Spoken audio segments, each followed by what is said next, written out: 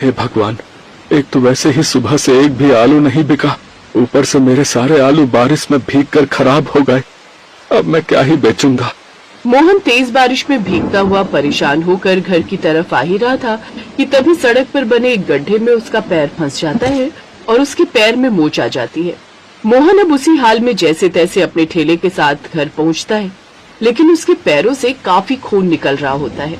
उसकी पत्नी रेखा और 8 साल का बेटा मोंटू और 5 साल की बेटी रिया उसे ऐसे देखते हैं तो वो घबरा जाते हैं। अरे ये क्या हो गया आपको? ये चोट कैसे लगी? बस यूं समझ लो रेखा, जब जिंदगी खराब चल रही हो ना तो कुछ भी अच्छा नहीं होता। ये भी उसी का ही एक नतीजा है।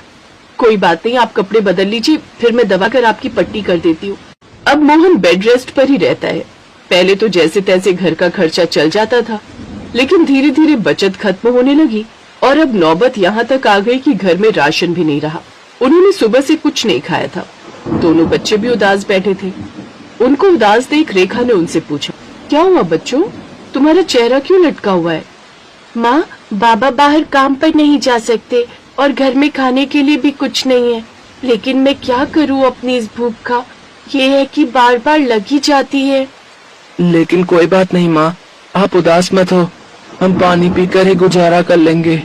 ये सुनकर रेखा की आंखों में आंसू आ जाते हैं। फिर वो हर जगह काम मांगने जाती है, लेकिन उसे कहीं भी काम नहीं मिलता। वो उदास होकर घर लौट आती है। अपने परिवार की लाचारी देख बिस्तर पर पड़ा मोहन कहता है, मुझे माफ करना बच्चों।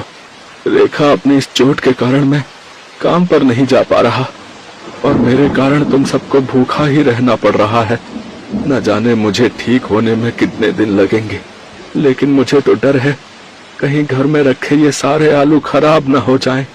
अपने पति की बात सुनकर रेखा को एक विचार आता है, अगर आलू बाजार में जाकर बेचूं तो भी हमारी इतनी आमदनी नहीं होगी, और अगर ये बारिश में खराब हो गए तो हमारा काफी नुकसान होगा। इसलिए मैं सोच रही थी, अब क्यों ना हम इस आलू के समोसे बनाकर बेचें। आप तो जानते ही हैं बच्चों को मेरे हाथ के चटपटे समोसे कितने पसंद है।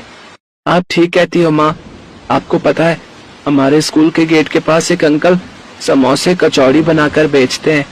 हमारे स्कूल के सभी टीचर्स और बच्चे उससे खरीदकर खाते हैं।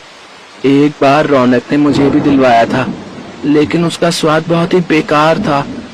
आपके चटपटे समोसे के आगे तो वो सब फेल है। हाँ माँ, अगर आप भी समोसे बनाकर बेचो ना तो आपको खूब मुनाफा होगा। बच्चे कह तो ठीक रहे हैं, तुम्हारे हाथों के चटपटे समोसे तो सचमुच बड़े ही बेहतरीन होते हैं। उन सब की बात रेखा को पसंद आ जाती है और वो अपनी चांदी की माला सुनार को बेचकर कुछ पैसे ले आती है। फिर उससे जरूरत का सामान खरीदती है। फिर अगले ही दिन उन आलू के चटपटो समोसे और साथ में खट्टी मीठी चटनी बनाकर वो बाजार में बेचने चली जाती है। चटपटे समोसे, करारे करारे समोसे ले लो, आइए आइए, और इस बारिश के मौसम में गर्मा गर्म चटपटे समोसे खट्टी मीठी चटनी के साथ खाइए। बहन जी, समोसा लगाना, और हाँ, चटनी ज्यादा रखना है। वैसे कितने का है एक समोसा? समोसा नहीं भाई साहब, बल्कि चटपटा समोसा कहिए, वो भी सिर्फ 10 रुपए में एक। ठीक है, फिर 2 समोसे लगा दो। रेखा जल्दी से उसके लिए चटपटे समोसे लगाती है, जिसे खाते ही ग्राहक बहुत खुश होता है और वो उसकी खूब तारीफ करता है। वाह बहन जी, क्या स्वादिष्ट समोसे बनाए हैं। आहा, मजा ही आ गया इस बारिश के मौसम में ऐसे समोसे खाकर। ऐसा करो, 8 समोसे पैक कर दो, घर पर सबके लिए लेकर जाऊंगा, सब बहुत खुश होंगे। आहा जी, अच्छी बात है। उस ग्राहक की ये बात आसपास के लोग सुन लेते हैं और वो सब उसके ठेले पर आते हैं और उसके समोसे खरीदते हैं। पहले ही दिन उसके सारे समोसे बिक जाते हैं। ये देख रेखा बहुत खुश होती है और वो खुशी खुशी शाम को घर चली जाती है। उस रोज वो रात को बड़े दिनों बाद सबके लिए खाने में पनीर की सब्जी बनाती है। अब ये सिलसिला हर रोज चलता है। वो रोज समोसे बनाती और बाजार में ले जाकर बेचती। ऐसे ही एक रोज वो बाजार में ठेला लगाकर खड़ी होती है कि तभी मौसम करवट लेता है। उस रोज रिया भी उसके साथ ठेले पर आई हुई होती है। हे भगवान, लगता है बहुत जोरों की बारिश शुरू होने वाली है। रिया बेटी, ठेले के नीचे त्रिपाल है, जल्दी से देना मुझे। हाँ माँ, अभी देती हूँ। रेखा जैसे ही वो त्रिपाल बांधती है वैसे ही जोरों की बारिश शुरू हो जाती है। माँ, बादलों की गड़गड़ाहट से मुझे डर लग रहा है। देखो ना, बिजली भी कितनी जोरों की कड़क रही है। फिर बारिश और भी तेज और तेज होने लगती है, जिसके चलते अब त्रिपाल भी बारिश रोक नहीं पाता, जिसकी वजह से सारा पानी उनके समोसों पर आ गिरता है और सारे समोसे खराब हो जाते हैं। इस रोज उनकी बिल्कुल भी बिक्री नहीं होती, ऊपर से उनके सारे समोसे भी खराब होते हैं। परेशान होकर रेखा घर आती है, लेकिन अगले दिन से वो अच्छे से अपने ठेले को सफेद पिन्नी बांध देती है और बाजार में समोसे बेचने निकल पड़ती है। हे भगवान, कल तो मेरा नुकसान हो गया, लेकिन आज मेरा कोई नुकसान ना हो। लेकिन तभी अचानक तेज आंधी तूफान आता है और एक बड़ा सा पेड़ आकर उसके ठेले पर गिर जाता है, जिससे उनका सारा ठेला टूट जाता है। हे भगवान, तूने हम गरीबों के नसीब में न जाने कितने दुख लिखे। अब तो मेरा ठेला भी नहीं रहा, अब मैं अपने समोसे कैसे बेचूंगी। अगले कुछ दिन तक रेखा अब घर पर ही रहती है, लेकिन फिर एक रोज उसे एक आदमी की आवाज आती है जो सर पर टोकरी लाद कर गली गली जामुन बेच रहा था। ये देख रेखा को एक विचार आता है और वो सर पर टोकरी लाद कर समोसे बेचने निकल पड़ती है और ऊपर से बड़ी पिन्नी से उस टोकरी को ढक लेती है।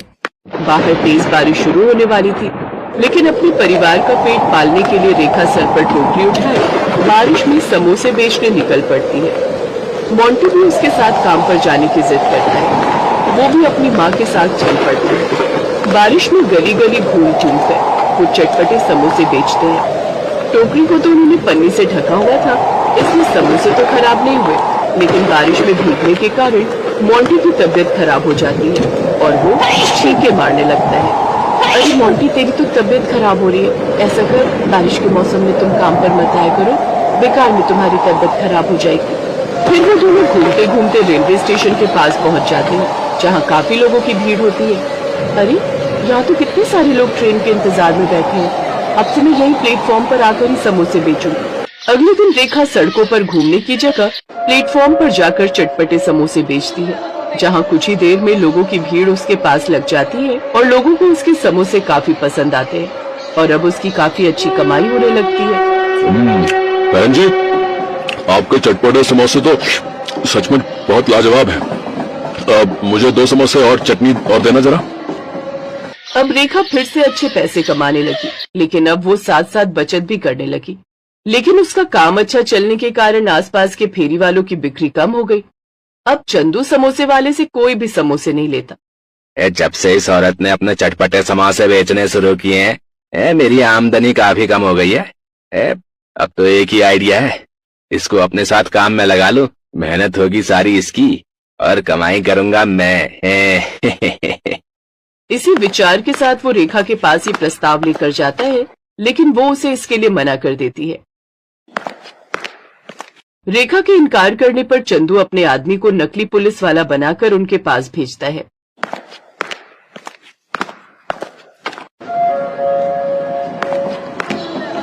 चलो यहाँ से, अब से तुम यहाँ समोसे नहीं बेचोगी। लेकिन क्यों साहब, मैं तो बराबर यहाँ ये लगाने का टैक्स भरती हूँ। लेकिन तभी वहाँ असली पुलिस वाला आ जाता है, जो कि रेखा के ठेले पर रोज समोसे खाने आता था। वो उस आदमी को नकली पुलिस वाला बनने के जुर्म में अरेस्ट कर लेता है। माफ कर दो साहब, ये सब मैंने चंदू हलवाई के कहने पर किया था। फिर पुलिस उन दोनों को गिरफ्तार कर लेती है। अब रेखा बिना किसी डर के समोसे बेचने लगती है। कुछ दिनों बाद मोहन भी पूरी तरह ठीक हो जाता है और वो भी उसकी इस काम में मदद करने लगता है। अब दोनों पति पत्नी मिलकर खूब मेहनत करते हैं और खूब पैसे कमाते हैं और अपने लिए एक बड़ा पक्का घर बनवा लेते हैं, जिसमें हर सुख सुविधा होती है।